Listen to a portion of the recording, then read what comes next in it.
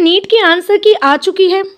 क्या नीट का रिज़ल्ट अब मुझे मैक्सिमम क्लियर हो जाएगा कि मेरा क्या रिज़ल्ट होने वाला है?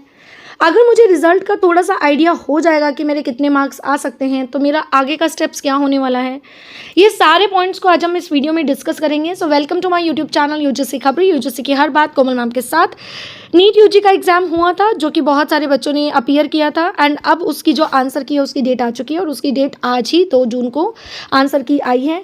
कुछ पैटर्न्स जो होते हैं पुराने पैटर्न के अकॉर्डिंग चलते हैं, जो पुराने पैटर्न के अकॉर्डिंग कुछ चीज़ें डिसाइड होती हैं और उसी के अकॉर्डिंग चीज़ें डिक्लेयर होती हैं। साल बाय साल जितनी बार भी नीट का एग्ज़ाम हुआ है, हिस्ट्री रिपीट करी है कुछ चीज़ों में, यहाँ पे भी कुछ हिस्ट्री रिपीट की है।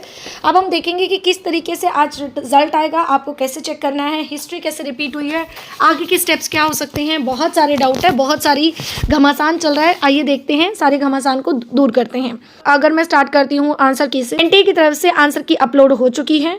ओएमआर शीट्स पे जो भी आंसर के आपने रिप्लाई किए हैं वो आपको अब दिख जाएंगे, जिससे आप ये देख सकते हो कि अल्टीमेटली आपने कितना स्कोर किया है।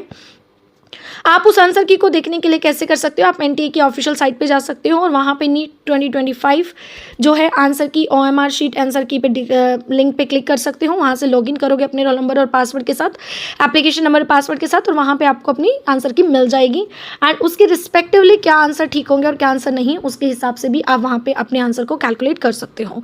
अगर मैं कैलकुलेट की बात करूँ तो कैलकुलेट हर एक सही आंसर पर आपको 4 नंबर और हर एक गलत आंसर पर आपको 1 नंबर डिडक्ट करने को मिलता है। अगर मैं बात करती हूँ, आप पूरा स्कोर इस तरीके से काउंट कर सकते हो और आप ये देख सकते हो कि आपका स्कोर यहाँ पे कितना बनेगा। एनटीए ने जो आंसर की अपलोड की है उसके अंदर अगर आपको किसी क्वेश्चन पे ऑब्जेक्शन है, तो आपको ये लगता है कि क्वेश्चन आपका ठीक है लेकिन आंसर की में गलत दे रखा है, तो आप उस पर ऑब्जेक्शन उठा सकते हो। हर एक क्वेश्चन पे जो चार्जेस होंगे वो 200 रुपीज़ पर क्वेश्चन है and it is a non refundable fees, तो आपको कोई फीस रिफंड नहीं की जाएगी। अब हम बात करते हैं कुछ पैटर्न की जो हमने डिस्कस किए थे लास्ट ईयर की। अगर मैं बात करूँ, 5 मई को एग्ज़ाम था, 29 मई को आंसर की रिलीज़ हो गई थी एंड अराउंड 4 जून के आसपास रिजल्ट आ चुका था। ठीक है, अगर मैं आपकी बात करती हूँ तो यहाँ पे आप देखोगे कि 4 मई को एग्ज़ाम हुआ था, 2 जून को आंसर की आई है, मतलब 3 दिन लेट है। तो एक्सपेक्टेड है कि 5 जून से लेके 15 जून के बीच में आपको रिजल्ट देखने को मिल जाएगा और वहाँ पे आपको क्लैरिटी मिल जाएगी कि अल्टीमेटली आपको अब आगे क्या करना चाहिए। मैं आपको कुछ चीज़ें और बताना चाहूँगी, यहाँ पे थोड़ा सा मैं आपको डिक्लेयर करना चाहूँगी। अगर आपके मार्क्स जो हैं 150 से प्लस हैं आपके मार्क्स, मतलब आपको लगता है कि आप क्वालिफाइंग मार्क्स में आते हो, आप 150 छोड़ दो, आप 200 के अप्रॉक्सीमेटली मैं अपने आप को देख रहे हो, दैट मीन्स आप क्वालिफाइंग हो। क्वालिफाइंग के स्टेज में आपके पास 2 तरीके हैं। एक तो पहले आपके पास फंड्स बहुत ज़्यादा है और एक नॉर्मल फंड्स है। अगर फंड्स बहुत ज़्यादा है तो आप अपनी आगे की तैयारी कर लो एमबीबीएस के लिए कि आपको एमबीबीएस का क्या किस तरीके से रास्ता चूज़ करना है। नहीं समझ आ रहा तो हमारे दिए गए नंबर पे आप कांटेक्ट कर सकते हो, गूगल फॉर्म फिल कर सकते हो।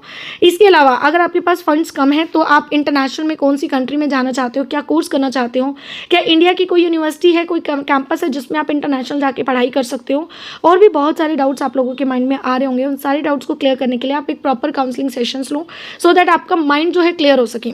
और तीसरा केस, अगर आपका एमबीबीएस से मन ही उठ चुका है, आपको लगता है एमबीबीएस मुझे नहीं करना है, तो आपके लिए क्या कोर्स है वो भी आपको कहीं ना कहीं समझने की ज़रूरत है। आपके इन सारे डाउट्स में हम आपकी हेल्प करेंगे बाकायदा, तो आपको डरने की कोई ज़रूरत नहीं है। आप एक हेल्पिंग हैंड की तरह आप हमें एक बार ट्राई कर सकते हो, क्या पता हमारी कुछ हेल्प से आपकी थोड़ी सी हेल्प हो जाए एंड जो हमारे लिए बहुत अच्छा साबित हो।